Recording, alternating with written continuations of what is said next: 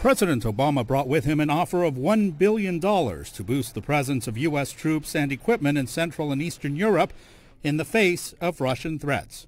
I'm starting the visit here because our commitment to Poland's security, as well as the security of our allies in Central and Eastern Europe, is a cornerstone of our own security, and it is sacrosanct.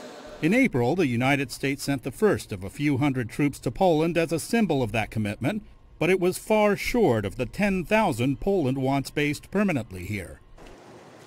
Poland welcomed Mr. Obama's offer, but Polish President Bronisław Komorowski said his country is boosting its defenses in light of Russian actions in the region.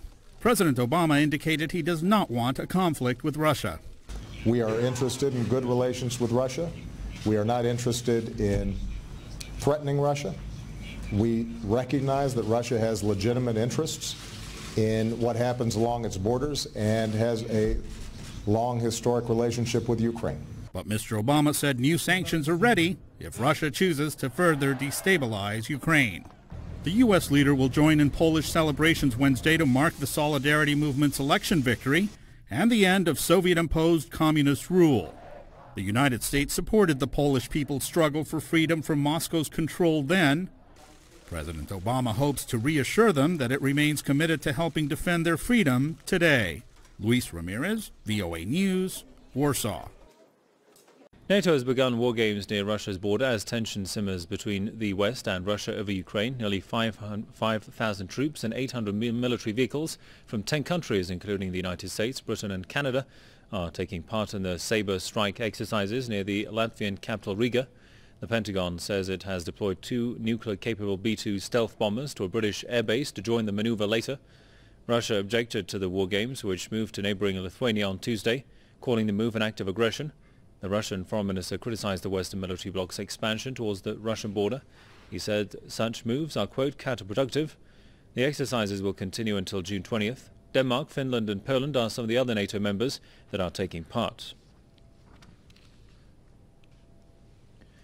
Well, to discuss this more, let's go to Atlanta and talk to Jim W. Dean, Managing Editor of Veterans Today. Welcome, sir.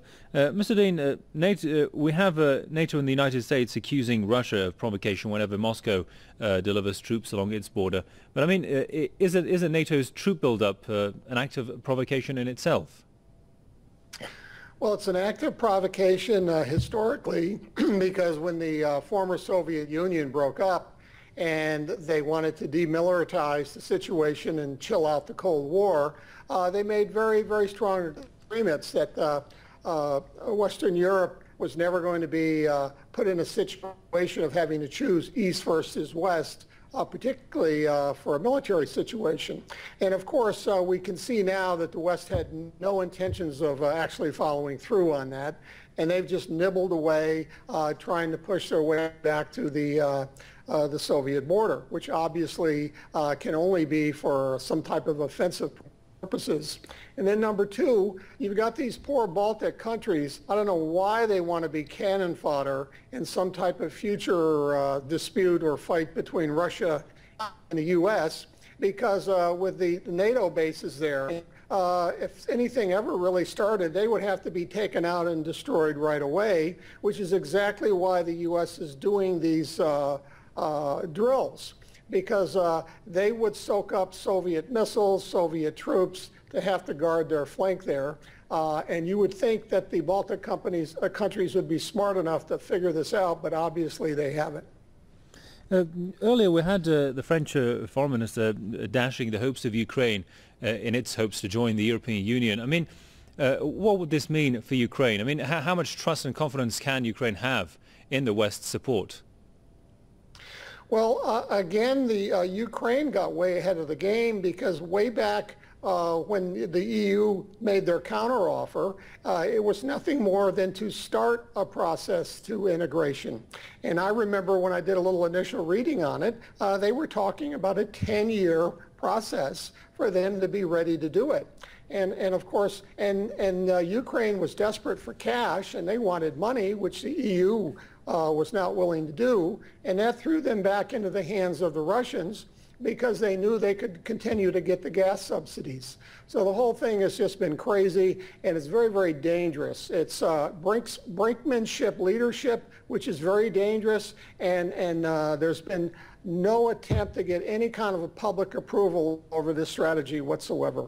And so at the end of the day, what is the likelihood of a military escalation in the Ukrainian region, and of course, what would the consequences be? Well, it's not likely in that everybody says they don't want to do it. It's just pressure typically to help out in negotiations and when they sit down and do some horse trading. But history has shown us what happens is some event pops up. We know their false flags are very, very sophisticated today. Intelligence agencies have tremendous capabilities for starting some type of an event, make it look like somebody else had done it and blame it on somebody else, which then gives the other side the ability to retaliate. So it's very, very dangerous for all of the rest of us. And we should complain like heck to all of the governments that are involved in escalating tensions like this. Indeed. Well, we'll leave it there for the time being. Many thanks to Jim W. Dean, Managing Editor of Veterans Today from Atlanta. As always, thanks for your thoughts.